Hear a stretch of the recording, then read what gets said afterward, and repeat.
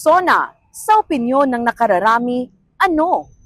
Magandang araw mga kasama. Sa Hulyo 27, muling haharap sa buong bansa si Pangulong Bongbong Marcos Jr. para sa kanyang ikalimang State of the Nation Address sa Batasang Pambansa sa Quezon City.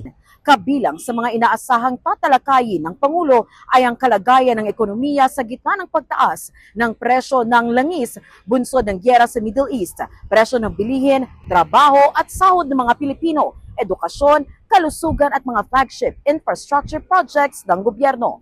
Pero para sa mga ordinaryong Pilipino, ano kaya ang kanilang inaasahan? Sa ating pag-iikot sa ilang lugar sa Bacolod City, tinanong natin ang mga mamamayan kung ano ang inaasahan nilang marinig mula kay Pangulong Ferdinand Marcos Jr. sa paparating na SONA.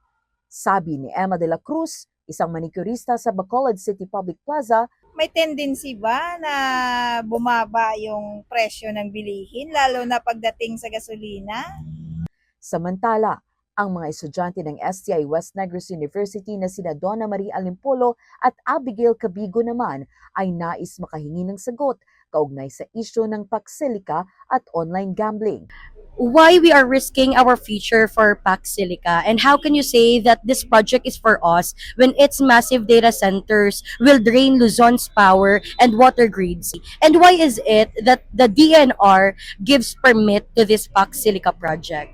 What are your thoughts on the rampant online gambling that is being promoted by not just these celebrities but also these people nga are man in the government? Hiningi rin natin ang opinyon ni Sangguniang Panlungsod Committee on Human Rights Chairperson, Councilor June Gamboa. Gusto ko na bigyan tayo ng update on the flood control scandals, which was basically the main gist of the SONA of the President.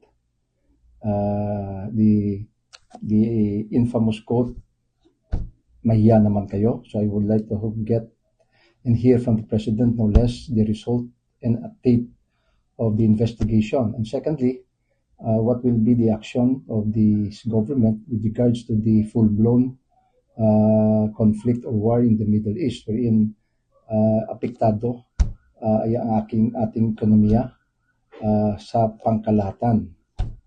And so therefore, I would like to know from the President himself what are his plans to avert any economic meltdown or downgrading of our economy out of the result sa sining away doon sa Middle East. Para sa SONA ng Pangulo, ang ikalimang yugto, special coverage mula sa RMN Bacolod, Radyo Man Mickey Magbanwa, Tatak RMN.